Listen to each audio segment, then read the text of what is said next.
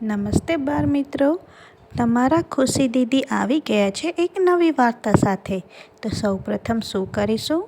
મોબાઈલને દૂર રાખી દઈશું અને દૂરથી જ વાર્તા સાંભળીશું, જેથી કરીને તેના ખરાબ રેડિયેશન આપણે અસર ન કરે. તો ચાલો રાખી દઈએ દૂર. ઓકે, હવે આપણે શરૂ કરીશું આપણી વાર્તા. આજની વાર્તા છે ચતુર સસલાની અને એક સિંહની. તો ચાલો શરૂ કરીએ. ઘણા સમય પહેલાંની વાત છે. એક ઘનઘોર જંગલ હતું, જ્યાં અનેક પ્રકારના પ્રાણીઓ રહેતા હતા. તે જંગલનો રાજા સિંહ હતો, જે ખૂબ જ ક્રૂર અને નિર્દયી હતો. તે દરરોજ એક પ્રાણીનો શિકાર કરી તેને ખાતો હતો.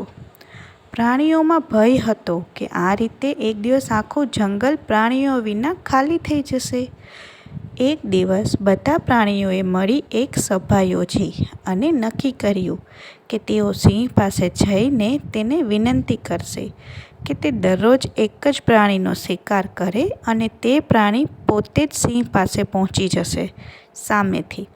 સિંહે આ પ્રસ્તાવ સ્વીકારી લીધો, કારણ કે આથી તેને શિકાર માટે મહેનત નહીં કરવી પડે. તેને તો બેઠા બેઠા જ ભોજન મળી રહેશે, એટલે તેને હા પાડી. કેટલાક દિવસ સુધી આ યોજના યોગ્ય રીતે ચાલી, પરંતુ ટૂંક સમયમાં પ્રાણીઓની સંખ્યા ઘટવા લાગી. રોજ રોજ એક પ્રાણી જાય તો જંગલમાં પ્રાણી તો ઓછા થાય જ. એક દિવસ એક નાનું અને ચતુર સસલાની વારી આવી. હવે એ એકદમ ચતુર હતું. સસલાએ વિચાર્યું, જો હું પણ સિંહ પાસે જઈશ તો તે મને મારી નાખશે. મારે કંઈક કરવું પડશે. તેણે એક યોજના બનાવી અને સિંહ પાસે જવા માટે નીકળી પડ્યો. સસલાએ સિંહ પાસે પહોંચવામાં જાણી જોઈ અને વિલંબ કર્યો. તે મોડો પહોંચ્યો. સિંહ ભૂખથી તડપાઈ રહ્યો હતો અને તેને સસલાને જોઈને જોરથી ગુસ્સેથી પૂછ્યું, કેમ આટલો મોડો આવ્યો છે? તારી હિંમત કેવી રીતે થઈ મને ભૂખ્યા રાખવાની? સસલાએ વિનમ્રતાથી કહ્યું, મહારાજ, મને માફ કરો. હું સમય પર જ આવી ગયો હતો, પણ રસ્તામાં મને બીજો એક સિંહ મળ્યો, જે પોતાને આ જંગલનો રાજા કહેતો હતો. તેણે મને રોક્યો અને કહ્યું કે હું તારા જે રાજા છે ને જંગલનો, એની સાથે મુકાબલો કરીશ, કારણ કે સાચો રાજા હું છું. તે તો ખોટો રાજા છે. હું તેની સાથે મુકાબલો કરીને તેને હરાવી દઈશ મુકાબલામાં. સિંહ આ સાંભળી ઘણો ગુસ્સે થઈ ગયો અને ગર્જના કરતા બોલ્યો, કોણ છે આ દુઃસાહસી સિંહ?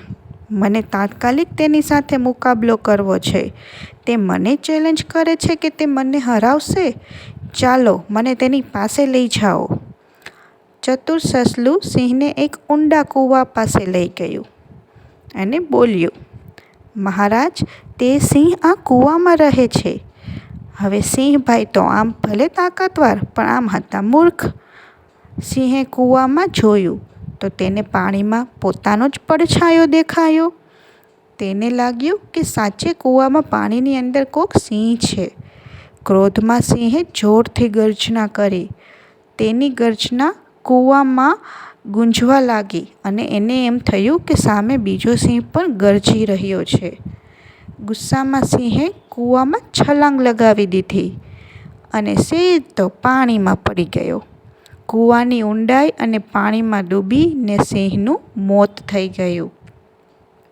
આ રીતે ચતુર સસલાએ તેની બુદ્ધિ અને હિંમતથી જંગલના તમામ પ્રાણીઓને નિર્દય સિંહથી મુક્ત કરાવ્યા.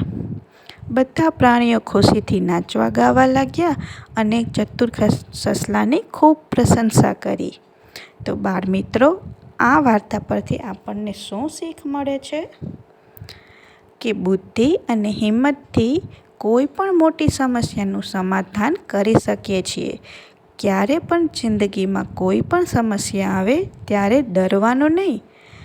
શાંત મગજ રાખી બુદ્ધિથી આપણે પૂરી રીતથી વિચારી અને હિંમતથી કામ કરવાનું.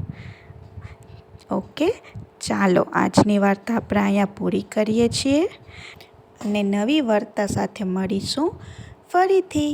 ત્યાં સુધી મમ્મી પપ્પાની વાત માનતા રહેજો અને થોડું થોડું તોફાન કરતા રહેજો. Bye bye.